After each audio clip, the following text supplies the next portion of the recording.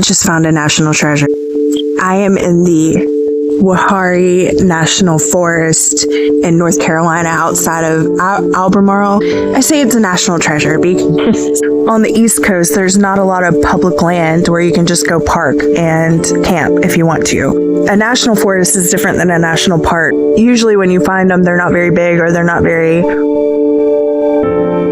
just different on the East Coast than the West Coast. So I kind of made my way across North Carolina from the East Coast. And so I'm just kind of driving across and I come across this Wahari National Forest. And I was like, well, let me go camp here for the night because I knew they had rough camping for free. And you just pull up on the side of the road. And as long as you're not in the campground or, in a you do have to pay to camp in the campground, but this is just rough camping. So it's just a campsite, like basically a place to set up a tent.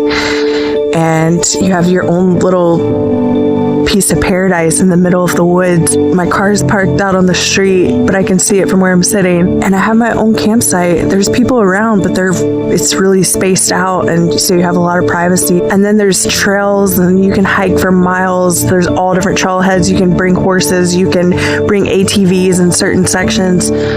It's just a national treasure. If you've never been to the Wahari National Forest in North Carolina, go check it out.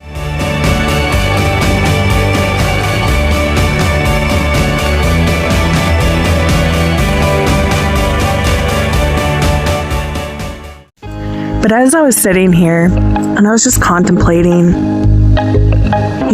how many times I have actually gone to remote places just seeking the Lord's presence, like just to get away with Him, just to be alone over the years. Like I've gone to some extremes.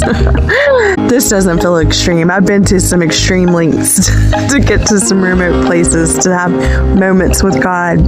And it's not that you have to go out of your way to meet with Him. You really don't. It's just sometimes when you go that extra length to get extra remote, to go the extra mile to have some time alone with Him, it makes it extra special when you do. I'm not saying you need to do that to have those moments, but I can't tell you the times where I went out of my way to get alone with the Lord.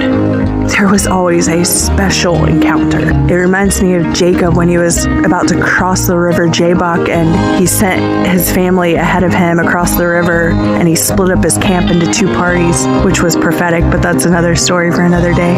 And it said that he was alone, and he wrestled with a man who was Jesus until the breaking of day. And sometimes you really just have to get alone. That's all I have for now, but yeah, sometimes you just have to get alone.